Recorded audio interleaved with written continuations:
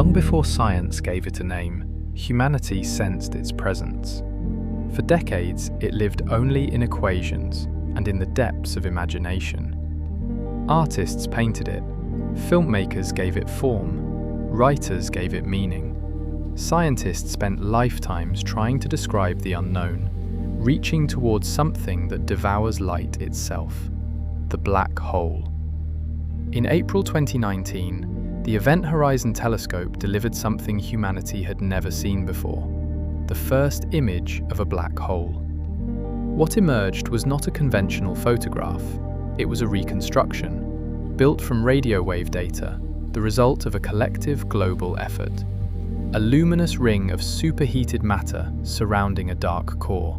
The black hole at the center of galaxy M87 star, 55 million light-years away. And the studies kept going, revealing new images, each one pushing further into the unknown. Whether these images truly confirm the theory, or whether they are partially shaped by the very equations used to construct them, making it a kind of circular argument, well, let's leave that to the scientists and philosophers. What matters here is something else entirely. There is a gap between what we know and what we are free to imagine, between data and vision, between equation and form, and that is exactly where TouchDesigner comes in. This is a space for the poetic, the fantastical, where you can give shape to a black hole, interact with it, and play with space itself in real time.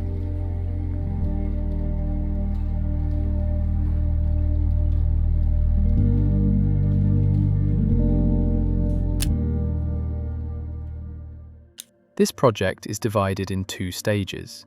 The first one, called Stardust, is where we build the particle system, the cosmic particles themselves, setting the visual atmosphere of the scene. The second stage is a filter, designed to interact with the instancing technique after the scene geometry is rendered.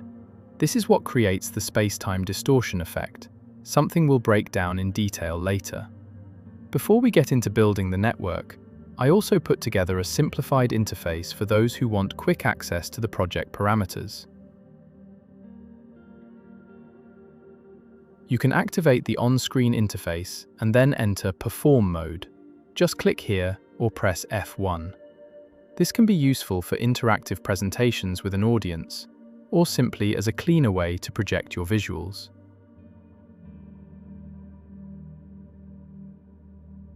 Pressing Escape brings you back to the network. Another interesting component here is a quick access to the event horizon, where you can freely manipulate and explore the space-time distortion in a more creative way.